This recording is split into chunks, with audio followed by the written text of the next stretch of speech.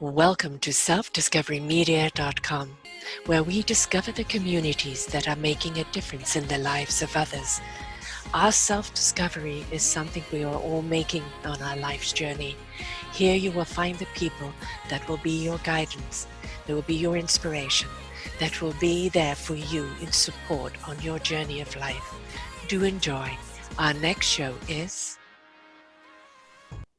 Good morning, good afternoon, and good evening, everybody. Welcome back to another wonderful journey into igniting your heart and soul right here on selfdiscoverymedia.com. I'm your host, Sarah Troy, and my two wonderful ladies who have got this fantastic book called The Miracle Collectors, Uncovering Stories of Wonder, Joy, and Mystery. We have Joan Luise Hill and we have Katie Mahon. Did I say that right? I'm terrible at pronouncing names. But they decided, as a part of their own spiritual quest, to bring miracle experts, they are the miracle experts, and discover what truly awakens the present within us. It all started by sharing their own stories, which quickly prompted unexpected outpouring of stories from others, stories that have never been told, stories that didn't seem to matter, stories that have been forgotten. While some defy explanation, others invite us to take a closer look, to discover the common ground with each other, and to seek meaning in a whole new way. The storage of courage, forgiveness, gratitude, faith, hope, and love from the miracle collectors allows us to notice and appreciate the miracles that are available in each one of us, while opening us up to the part of the divine mystery we can absorb and understand. By using Take a Miracle Moment challenge at the end of every chapter, you can open the path for your own reawakening of the spirit. Perhaps you too will become a miracle collector. Connector and collector, double entendre there, because it is about collection of wonderment and the mystery of life and just the exploration and connecting with ourselves and connecting with the divine and connecting with that energy. It's all there, isn't it, ladies? Welcome to the show. Thank you for having us, Sarah. We're excited to be here. You just seemed to kind of have a conversation one day and it kind of like just started a trigger and then let it snowball and here's the book. Is that how it started? Joan, I'll ask you. Not quite. Not quite. but kind of. So 10 years ago, we published our first book, which was the result of the previous 10 years experiences of research on miracles. And the reason we set about studying miracles in the first place was we three authors at the time had these extraordinary, remarkable stories and events happen in our own lives. And we wanted to figure out, how could this be? What did this mean? We were not poster children for religion or spirituality, and yet we seemed to have something called a miracle that had occurred in our lives. And so we met one day at a coffee shop and we told our stories.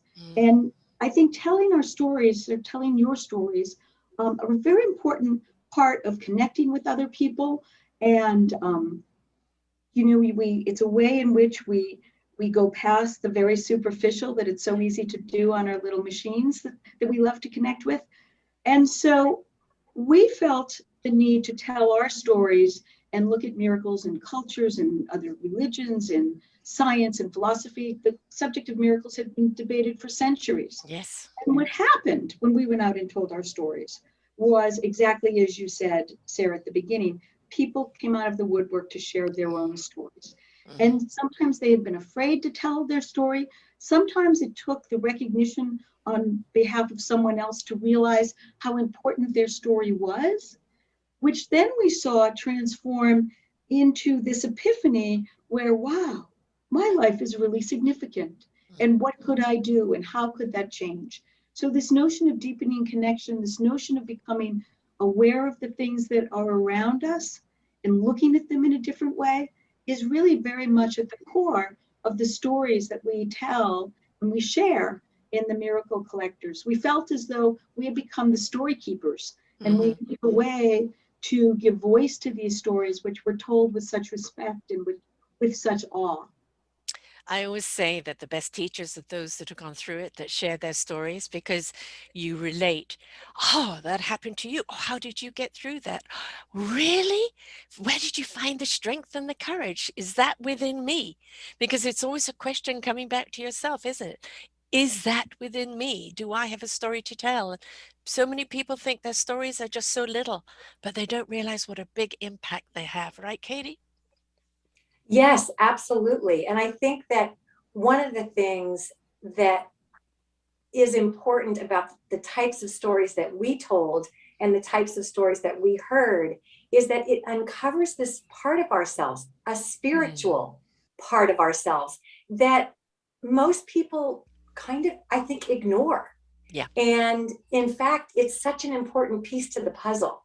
And one of the epigraphs before one of the chapters that we really love, Teilhard de Chardin said, you know, we are not, in fact, human beings having a spiritual Hmm. experience. We are spiritual beings having a human experience. And Yes. so these stories, you know, sort of pick up that rock that so many people are just not comfortable looking underneath. And Hmm. it turned out that we gave people permission to Mm. say, huh, you know, and first though, you have to peel back a layer, you have to be willing to be vulnerable, you have to put yourself out there.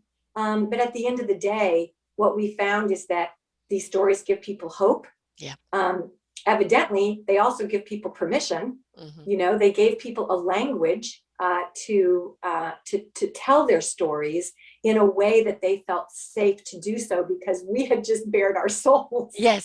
And Yes. so once you've been willing to do that yourself, you know, other people, and they perceive you to be somewhat normal, you know, they're willing to do it as well. What is normal? It's society's expectation of what you should be. Exactly. And I think we should Yes. throw that right out and look at each other as most beautiful, unique creatures that we are. You know, my metaphor for life is that we're all a beautiful instrument that we learn to play, and then we find our orchestra in which to play it in. And that I love that. self-discovery, thank you, that self-discovery of who we are and what gift we've got, you know, it doesn't matter if you're the tangerine or the soloist, everybody's important in the orchestra. And that discovery of who we are, you know, most certainly I'm completely with you. We are spiritual beings having a human experience, not the other way around. And it can be difficult to live in the human body, in the human spirit, because of that vulnerability. um, to be spiritual, you are completely in trust and in connection and in vulnerability.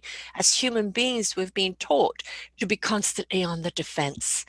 And so the greatest gift I think you can share with people, the most honest gift, is your vulnerability, because you Yes. are saying it in trust, um, not expecting any judgment back, just this is me.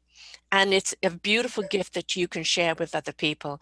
And it has to be received in that same honor. Do you agree, Joan? Absolutely. And one of the things that really came about was we saw this remarkable sort of generosity of spirit as people shared their Mm, stories and others listened. And, you know, we also talk about a notion that miracles and people, you know, doing kind acts for others or being the miracle for someone else really is contagious. You yes. see someone doing a kind deed, you begin to do a kind deed. Mhm. You do another kind deed. And there are numerous situations of that that we've seen even during this time, Yeah. you know, during the pandemic, when people are looking for hope, looking for inspiration, grasping at anything positive. And, you know, amidst all this tragedy and confusion and upheaval, there have been moments of Mhm. beauty where, you know, people have stepped up, whether it's the healthcare workers, Little wobbly there, folks. certainly, or there's a story that occurred, I think, just outside of Minneapolis, where, you know, someone right before Christmas at the Dairy Queen paid for the meal behind them, the Yes. person behind them or the car behind them. Yeah. And that car paid for the meal behind them. It went on Mm. for 3 days and 900 people. So there is Yes. this sense of contagiousness of this wonderful miracle spirit. And I think, you know, we believe that miracles are available to all of us. Hmm. So what we really are hoping to do is empowering people to find their path.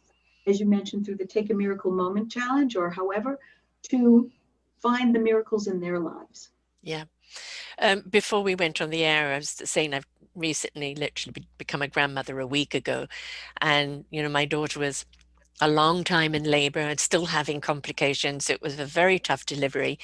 And every week I write a blog and do my show myself. And it was on the birth, the gift of birth, whether you are giving birth or whether you are rebirthing yourself. And it's that gratitude, that appreciation, that wonderment, and that understanding that the reason why it takes so long to birth a child or to bring a child into the world, the reason why sometimes it takes so long to rebirth ourselves is that we need to go through that process to understand what a miracle it really is and what a gift it really is, so that we will value and appreciate it. And I think that appreciation and that gratitude, as you say, paying it forward, for the next person and the next person, the joy that it brings you, the knowing the difference that you've made in somebody else's life, just even with a smile, it brings you so much joy and that gratitude that already is a gift in itself. What do you say to that, Katie? Well, first of all, congratulations. Thank you. It was a long time waiting for this little baby. Joan and I are grandmothers to 6 little boys between us. Just one. And the oldest one is 4. And actually, it's kind of funny, as we were handing in the manuscript and doing the edits. The first edit we crossed out 4 and put 5, and then the next edit we crossed out 5 and put 6. So talking about miracles, we were we're gifted with these beautiful babies and are so thankful. But you talk about igniting your heart and soul, and I think that people get stuck.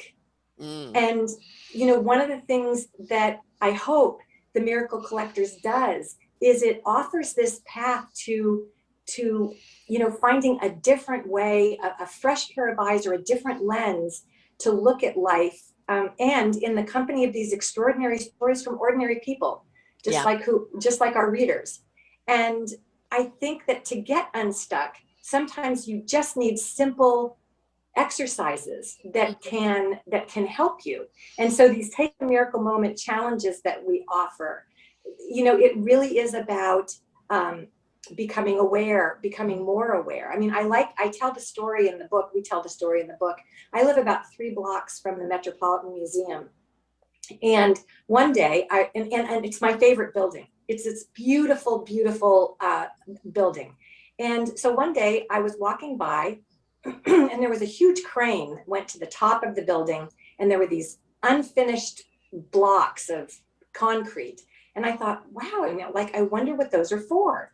And so a few days went by, and I noticed the crane was gone, but the unfinished blocks were still there. Now, mind you, I had walked by this building hundreds of times and always admired its facade. And so this one day, but I couldn't figure out why these concrete blocks were still there. So this one day I walked by, and there was a docent for the museum or whatever across the street with a tour. And I heard her say, does anyone notice something interesting about the front of the museum? So I sauntered over, and nobody had an answer, but she said, you see those concrete blocks up there? They've been there since the museum opened in 1902. Now, we've paid attention. They're so obvious. Yes. But I never saw them. Mm-hmm. Yeah, I never saw them, never noticed them. And it's an example of what I think all of us do all the time. And so part of finding and uncovering miracles is to, stop and notice, for sure, but also of what's right in front of you, but also maybe behind what is obviously in front of you. Pay attention to life, right? We're so busy. We've got to get into 5th gear. We've got to get to the destination, and then we've got to get there because that's what's expected of us. And it's like, just take a breath, smell the roses, listen to the ripple of the trees, the laughter of the children, pay attention to the present. The gift of the present is in the now. And if we slow down took a slower road, just paid attention to what is around us, we would realize there is a miracle around us all the time. But All the time. we've been taught this, we've got to put ourselves, no, you got to go, go, go. And it's like, go where? You're just randomly going without understanding that half the time you're just chasing your tail because you're not paying attention to the signs of being present. Joan? Well, and that's exactly right. So we talk about miracles really as signs. And that's an important part of miracles, and being aware of the signs.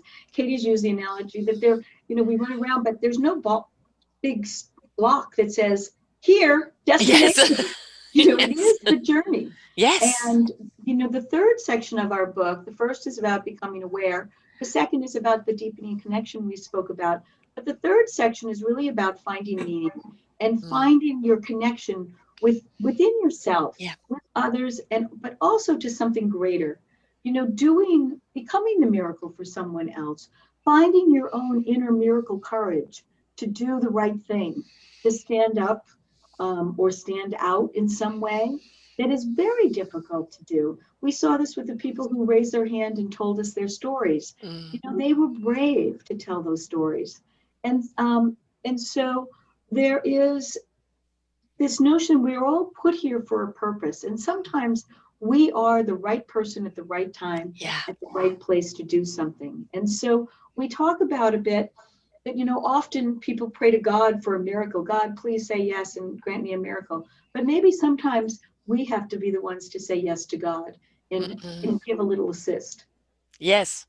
So I agree with you. It's the journey that's so important. And we really learned that as part of our process in the first book, which is, I think, why we were very open to the stories people had to share with us, without judgment, and provide this environment where people could just talk and ask questions and be confused and, be vulnerable.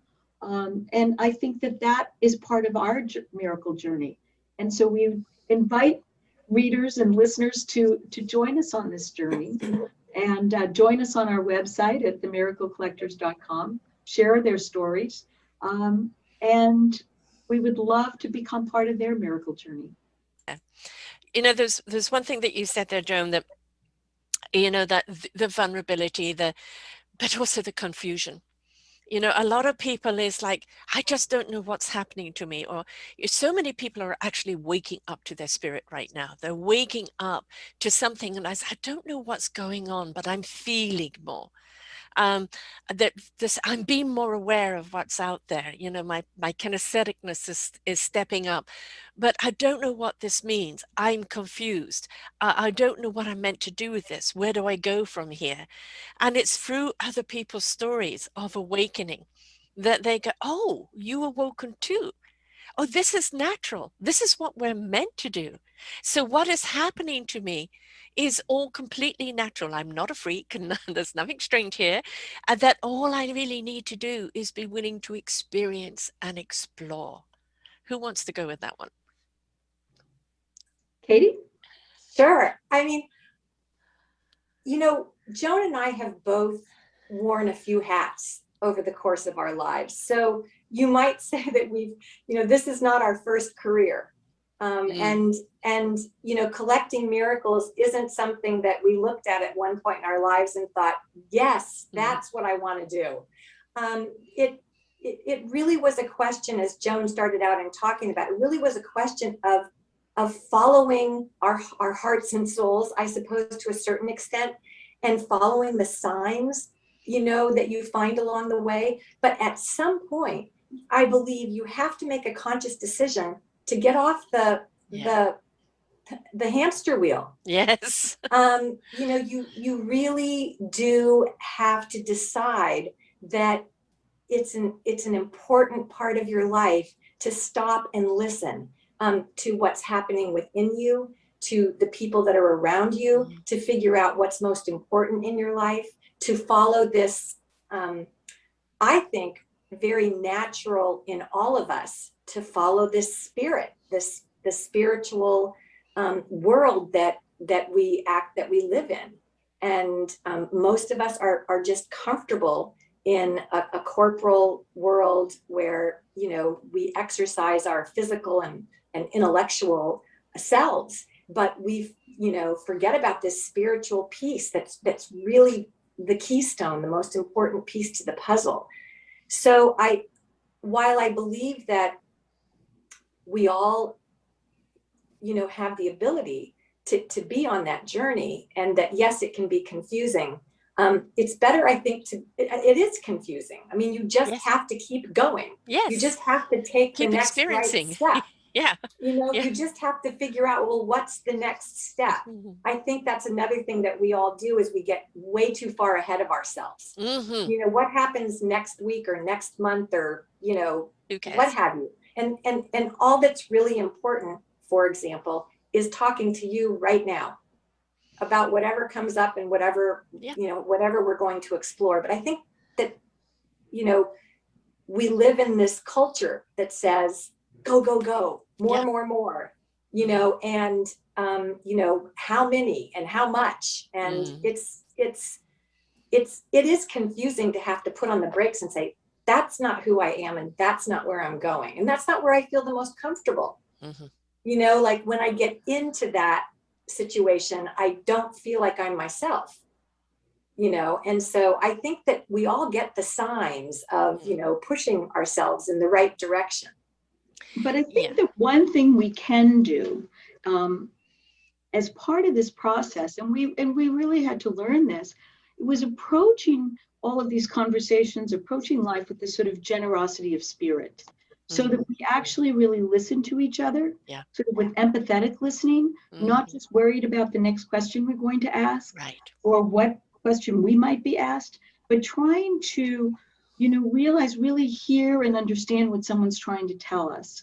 And then in return, have someone really listen to us fully, Yeah. and feel like you sort of, you know, we talk about checking our ego at the door, and realize that sometimes life and things are just bigger than we are. And we're stronger together. We can do more good together. And so that's a whole process. It's also part of that going along in the journey and taking time to notice. But there are very simple steps as we're doing that, of being more open and being more this generosity of spirit. You know, we kind of joke and call our secret sauce, which has allowed us to work together for 20 years on this project, which is, I think, one of the reasons why people are willing to tell us their stories in the first place. And we've really felt that it's an important component of this whole miracle journey. Yeah, I completely agree with you. We've, you know, but it's rather like social media. It is social media. Use it right, it's an algorithm, right? It's an energy source. What you feed is what's going to grow. And if you are a participant, if you're integrative, if you respond to the stories, form a conversation. It's not just about you sharing, or liking. It's about really being integrative and participant in your own life, but in the conversation. You see how those conversations, they're the seeds that can grow. So as with anything in life, what you water will grow. What you give the energy to will grow. I don't like this in my life. I don't like that in my life. Okay, we already know you don't like it. But where's the emphasis on what you do like or what you do want? Take a blank canvas, pick up the brush, and just let it go. Clean slate, let it go. And you will see your heart and your soul and your spirit paint a picture that your mind never, ever in its wildest dreams could perceive. You have to let the voice of the soul and the heart and the spirit come through, because its intellect is wisdom. The head is accumulated knowledge. And if you stay stuck in the head, you're going to get stuck in the whys and the buts and the I can'ts and I shoulds and all of that. And I say, with your butt, the only thing you should be doing is sitting on it. I think the corollary to that is another one, Sarah, that I love, which is bloom where you're planted. So, you know, instead of looking at all the excuses and the whatever, find the good, find the positive. And, you know, I think we've seen it in so many people as they've, through this pandemic, you know, done their YouTube videos of their family singing or dancing. Yes, People, yes. we're wired for joy, but we have to seek it inside ourselves. Yeah. And it's been an opportunity to pause, and we can bloom where we're planted. Yeah. Yeah. The opportunity to pause. Mhm. That's, I was given a saying 3 years ago that the universe is going to shake us up, to wake us up, for us to step up, to change it up and grow up. And the grow up is grow up and be, less whiny and more creative, but also grow up to a higher frequency and vibration, because that's where love lies. And we have been shaken up and we have been woken up. We've been invited to stand up. We've been invited collectively to come together to change it. And in that, we have risen up. And when we come collectively together as that chorus, as that orchestra, we really understand the impact of that harmony and how many people it reaches. So shared stories, shared creativity, shared love is a gift to each and every one of us. Katie? Yeah, well, first of all, as Joan gave the example of the Dairy Queen and the 900 Mm-hmm. cars in three Yes. days and et Yes. cetera. And you reminded me of another quote that we love, that's Goethe, which is that at the moment of commitment, the universe conspires to assist you. Yeah, I like that. Yeah, and so but another thing that you touched on is this idea of connection, Mm-hmm. and harmony. I mean, Mm-hmm. harmony is a beautiful word for connection, and that we are in fact connected to each other and to everything that's going around us in the universe. I really believe that. I think we both really believe that. Another thing I wanted to say on something that Joan was talking about is that she and I are absolutely soul sisters. There's no question about that. It didn't, we didn't start out that way. We were friends. We really liked each other. But we've had some tough conversations, and everything that's in the Miracle Collectors are really tools that I would say she and I have both used over and over again, especially the idea of generosity of spirit. Yeah. That, the only way that you can write 2 books with a friend and take it, on a topic as emotionally charged sometimes as spirituality or religion or inner feelings, or what have you, is if you really do not only connect with each other, but understand that you're connecting to, as Joan, I think, already said, to something that's bigger than you are. Yeah. And Yeah. that bigger than you are is certain, in my opinion, is a higher power, but it can be really anything, the universe, the universal energy, but it exists and it's out there. And so we have seen this generosity of spirit in action, and it really exists. The way we treat each other begets more generosity, and it just goes on from there. There's a way that we can be with each other, and it it starts, in our opinion, it starts with recognizing the miracles that are already there for the taking. The other thing I think is each person is going to hear the miracle in a different way. It's going to touch them in a different way. And, oh, this affected me this way, or this reminded me this, or this ignited me to do that. And each miracle is going to speak to what that person needs to hear, of what is their igniter to move them forward. And if you can then get people together to share how each of these stories had an impact on them, that's a wonderful dish to share, because it's like, oh, that did that for you, it did this for me. And then you realize how one simple story can have such a huge impact on so many people in so many ways, who then go and have an impact on others. So it's that wonderful ripple effect. It's never just, oh, it did this for me, and that's all it's going to do for anyone else. It's going to do for each and every one of us according to what we need to hear at that time. And just to add to that, sorry, Joan, just to add to that, I would also like to say that I know that I learned from the people that told us stories, things that I hadn't considered before to look at it in a particular kind of way because they saw it. You know, to me, I might say, oh, well, clearly that was the miracle. And yet in their eyes, yes, that was part of it. But for example, one woman who I interviewed subsequently to her telling her story, she ended up in a very different place down the line than she had the night that she told us the story. And so the ripple effect was definitely within her and her sort of journey, but it was also for me because she, you know, had me thinking about it in a very different way. And I Yeah. really appreciated that. Yeah. Joan? No, I think that, it's interesting. Miracles have certainly been discussed for centuries. Oh, yes, since the beginning of time. Since the beginning of time, and there have been, wars fought over them. But, there had been this sort of notion that miracles were an exception to the order of nature. And that was the way it was. So when we sort of started, we looked at that and people were very comfortable with what we would call, thunderbolt miracles. Yes, Teeth parting and whatever. And I think what we've tried to do is when we sort of looked at what our definition would be, this notion of the ripple effect, this notion of moving forward was really the key part of it, or this beneficial interaction between humankind and the divine, this intersection. But feeling that it was what mattered was what rippled forward. And it's funny, you also talked about, a miracle is a sign. And we love, there's a wonderful story in the book, because sometimes you hit on something that sometimes you never really know what that miracle will be.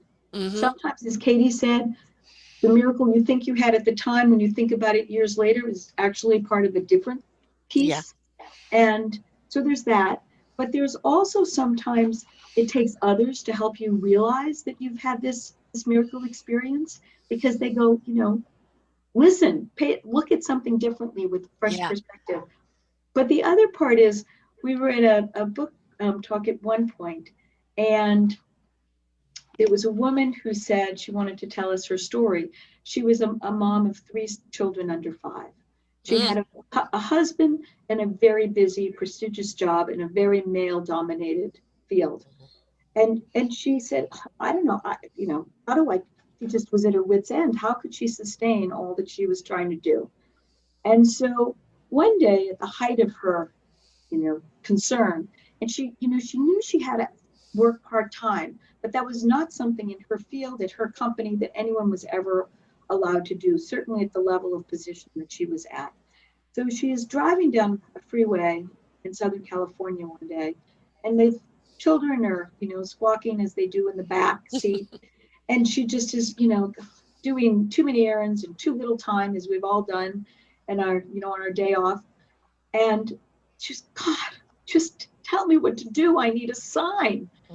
And at that moment, she is passing a big billboard. And on the billboard is a picture of Our Lady of Guadalupe. That is a special devotion to the Blessed Mother in Mexico. In this picture of Guadalupe is an advertisement for a Mexican beer. And the words on the billboard say in big letters, not got milk, but it says, just ask. Oh, okay, God. I didn't really need a real sign, but I'll Thank take you. it. Thank you. So sometimes we look for these literal signs. And sure enough, to finish the story, she did go in on Monday morning, and she did ask. And she was, and as her boss said, we've just been waiting for you to ask. Yes, we don't want to lose you. You may work part-time for as long as you need to. So, That fear, it stops us, doesn't it? From asking. That assumption that the no is going to be there, or that you can't. And stepping up in your own worth and saying, I'm worth you supporting me in being part-time right now until I'm comfortable going back to full-time, because I can do just as much work in the part-time as I can in the full. We have to stand tall in that worth and that courage to do so. And then yes, we were just waiting for you to ask. We're so scared to ask. We're so scared to ask. All right, you might get a no. And that just means, okay, it's a no. You can either be persistent or, go ahead and do more if you want, or you can use this as a tap on the shoulder to redirect your life. It's not the end of days. It's either a yes and you continue on in a different vein, or no and you redirect somewhere else. Look at the wonderment and the excitement of that instead of the fear. And we learn that from other people's strength and courage and journeys, don't we? We Exactly. do. And I think this idea of worthiness Yes. that you're touching on is so important. And we do talk about that in the Miracle Collectors, really in two ways. The way that you just mentioned, am I even worthy to go and Yes. ask a question that's so important to me and so integral to what's important to my being able to stop and smell the coffee or the roses. But also this idea that even understanding that God isn't a magic wand waving Santa Claus in the sky that's going to grant our wishes. It's just not the way it works. I know we all wish that it were. Yes. And it's not.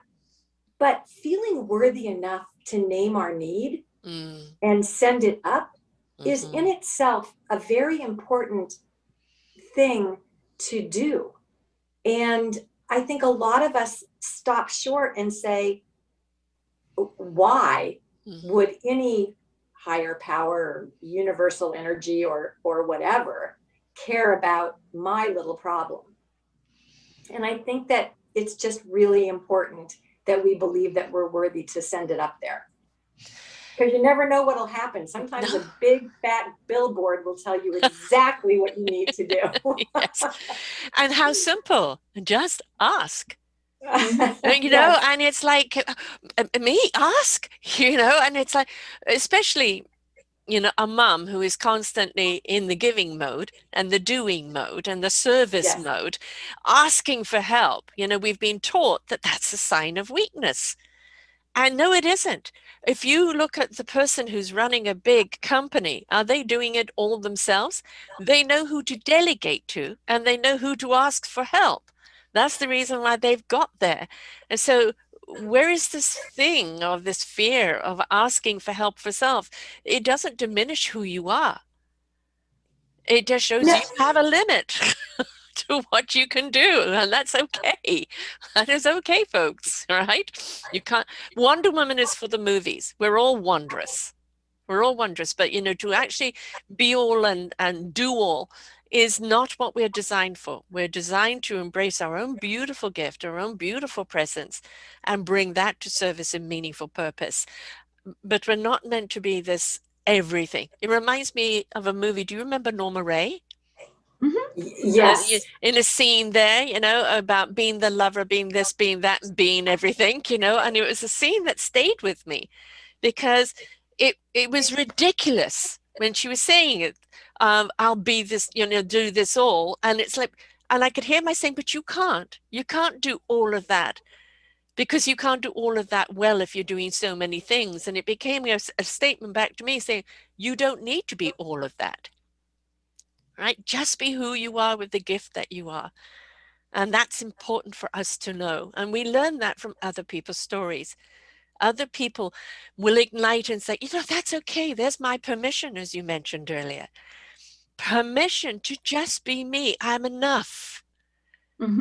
I'm enough. I'm doing enough. I will grow in abundance with what I'm doing because I'm enough, instead of trying to please everybody with what we think we should be doing. Tell us more about this program that you've got going on, Joan. The program being the Take a Miracle Moment Challenge. Yes. So we decided that people would say, oh, I want to join your miracle club. We said, and starting a spiritual journey, I think sounds really easy, but how do you start? Where do you start? And so we decided that we should have these very simple challenges that people could do. And they're exercises, truly. Right. They're simple, they're practical. Take a look at something that you've seen a million times before, like the blocks at the MFA. How, do you see anything different in your normal, goings about town? We talk about gratitude. Is there someone you should thank that maybe you haven't thanked in a while? Have you thought about, because we all think about perhaps a grade school teacher or someone in our lives who was very important to us. And so we go through these steps. And, I sort of love the notion of book clubs doing these Yeah. things together, and they would learn so much about each other and connect on such a new level. We had a review by a husband and wife who did this, they've been married for years, did these exercises together and found out bits and pieces about each other in Mm-hmm. terms of what was important. So I think that there are places in the book where actually you can make your notes and compare notes. So it's meant to be used a little bit as a workbook to just jot things down. Start the And conversation, right? Start the conversation with exactly, self and with others. Mm. exactly. And so I think that it's really, Katie and I have had a wonderful um, journey talking with people about miracles. And everywhere we go, truly people want to tell us their story, Mhm. or they want to find out more about what we've been finding out. Yeah. They're fascinated by some of the little, minutiae of miracles. But I do want to say that I think one of the things that is really important that we go through, and back to this point of worthiness, Mhm. is that it's so important that we dare to dream, that we Yeah. should all have dreams, not just as little girls or little Mhm. boys, but we should hold on to those dreams. And yes, they may alter, they may change, but we should not give up on them.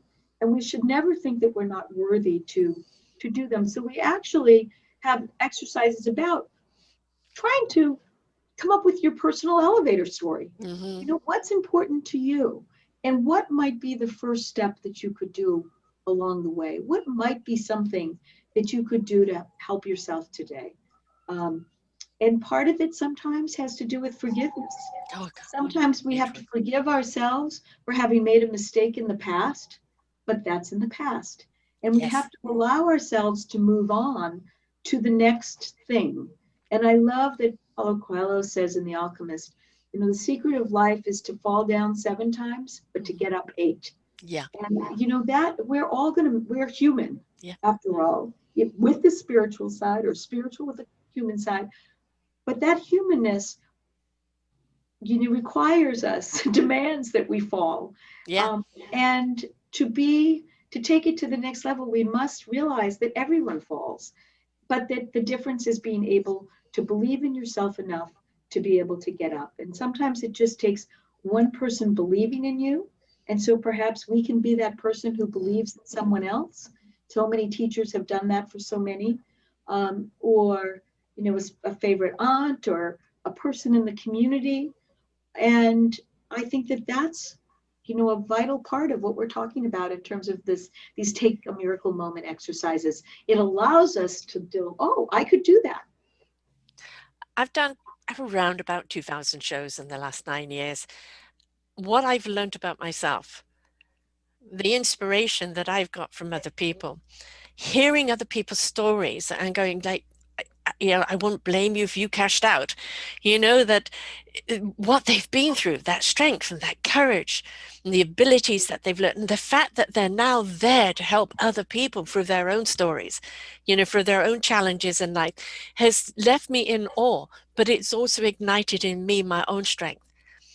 Blockages I'd put in my own way, living in the past, still diminishing my own worth. All of that has completely changed because of listening to these other stories. And it cannot help but rub off on you.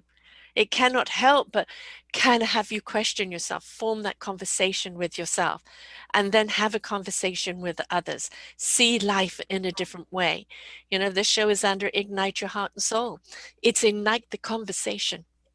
It's ignite the wonderment, ignite the exploration of what is possible, and do it with yourself first. And then have that conversation with others. It's all about self-discovery, isn't it? Who are we? What are we here to do? How are we here to contribute? Because we're all meant to be contributors. How can I make this a better world for me and for those around me? And we do that through the stories that we share. And I think it's a wonderful idea to put the miracle workers together and share that story, because each and every single one of us is a miracle in our own right, whether it's a small story or a big story. It's relatable to somebody else out there. that's going through something, that gives them permission and love to say, we've got you. You can do this. You are so much more than you're allowing yourself to be. We believe in you. And that's really a lot of the time all the encouragement we really need. Hey, Katie?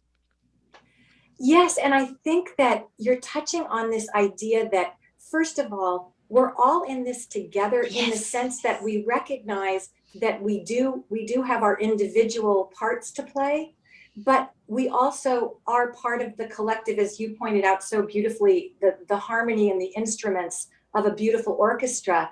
And one of the things that we love about the timing, which was somewhat coincidental, of the Miracle Collectors, There is no is coincidence. yeah, there is no Just divine coincidence here. timing. Yeah, that this divine timing is that it hit at a time when we're coming off of a year that has been so difficult for so many, all of us, I'm sure, in some ways, and some of us obviously have had have had the tragedies that have unfolded, or they've lost jobs, they've had the financial, you know, difficulties and fear, anxiety.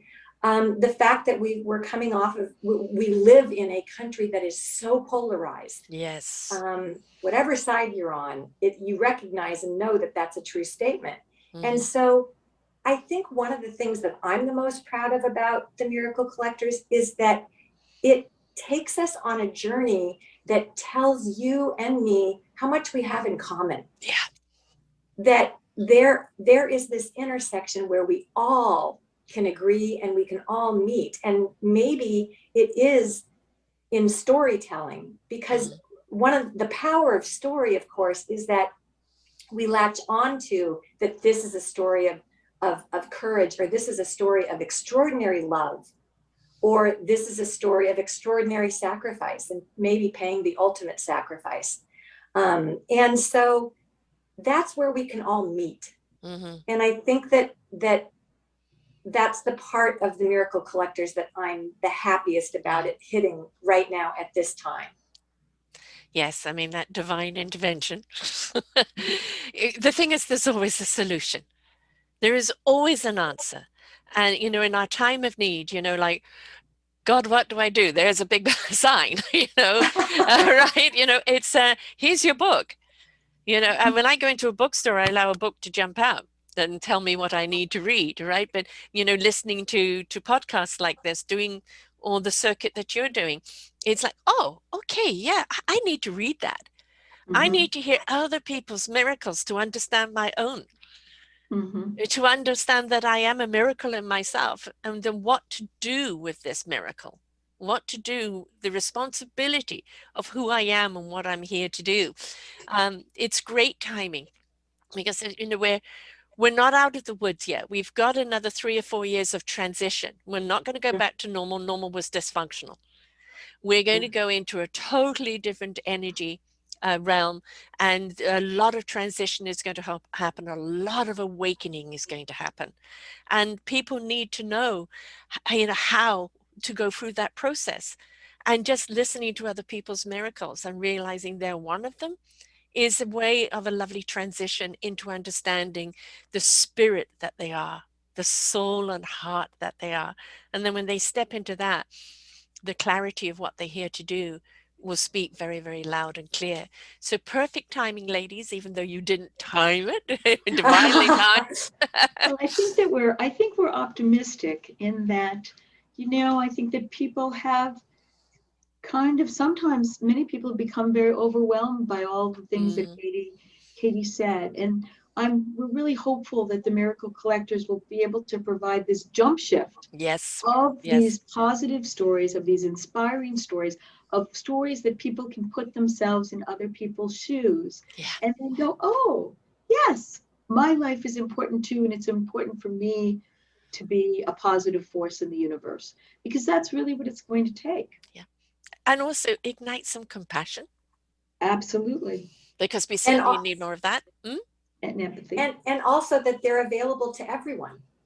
These Absolutely. experiences are universal and available to everyone if they but look. Yes. And they're Take the free. time. Exactly. I mean, it's that willingness to just to participate, isn't it?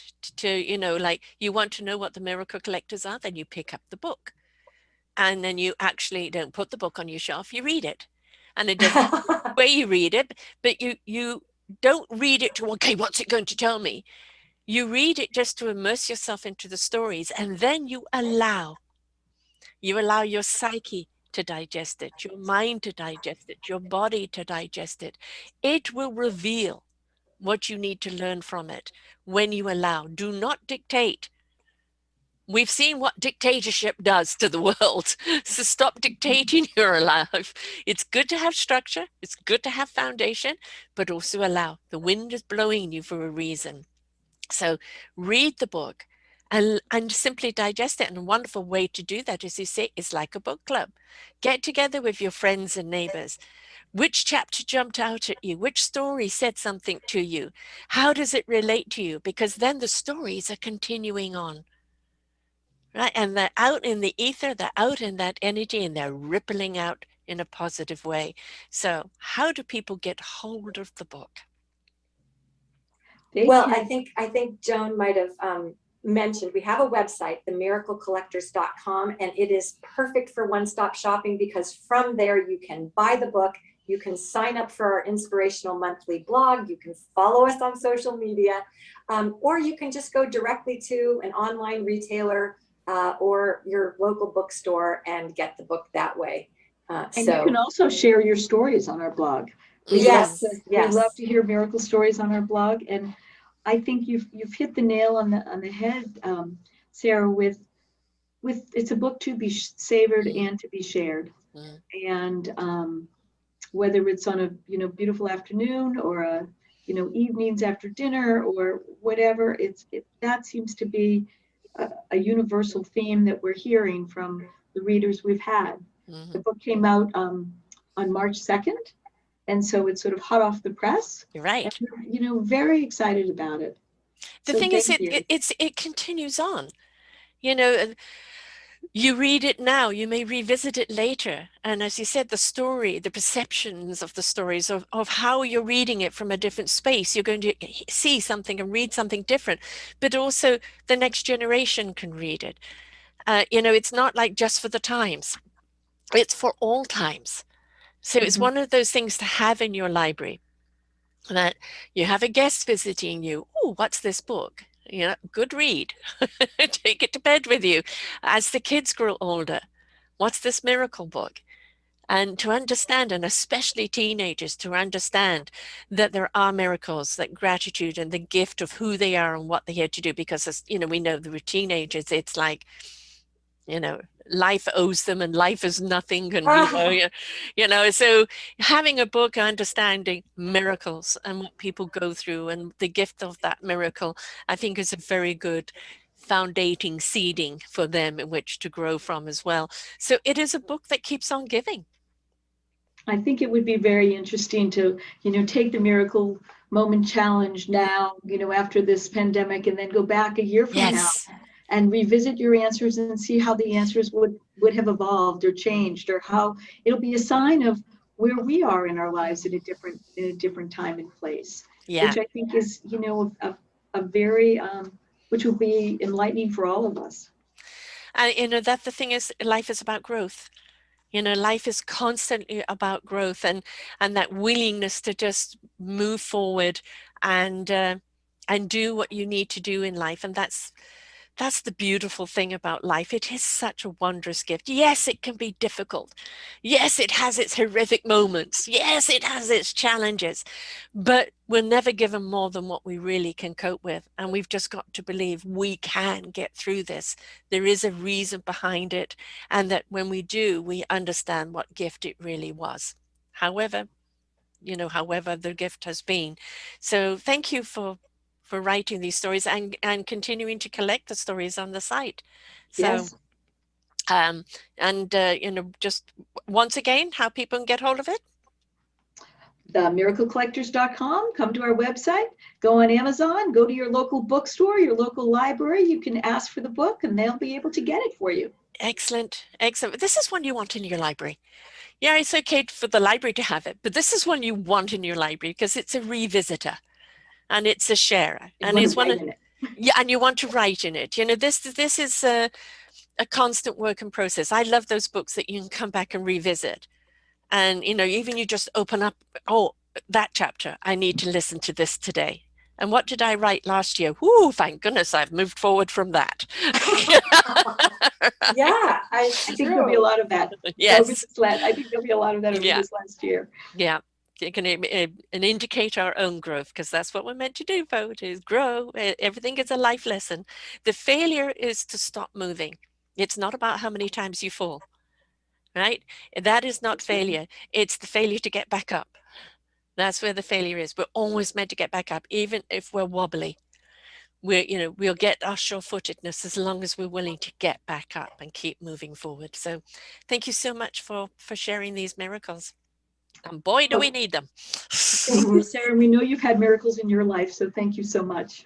I've had many miracles in my life, Mhm. yes, and I'm grateful for every single one of them, the good and the bad, because they've all been wonderful lessons that make you who you are and to do what you are meant to do. So again, if we immerse ourselves into them, learn from them, we become because of them. So It's a don't be wonderful afraid. journey. Yes, it certainly is. Not about the destination. There's a little stops along the way, but it's about the journey, each chapter in our own book of life. So be willing to immerse yourself into it because it can be fun. Thank you, Joan. Thank you, Katie. It's been Thank wonderful you, having you Sarah. here. This was a delightful conversation. We really appreciated it. Right back Thank you, at you. Sarah. My pleasure, my pleasure. So, folks, remember, hearing other people's stories, other miracle stories, ignites the story within you and shows you, yes, you can. You are worthy. You don't need permission. You are the permission you seek. And just step into that love, that spirit, that heart, that soul, and you'll never go wrong. So, until next time, bye for now. We hope that you enjoyed the show. You will hear many, many shows here on selfdiscoverymedia.com. We have new shows for you out every week. Just find them on our podcast or What's New.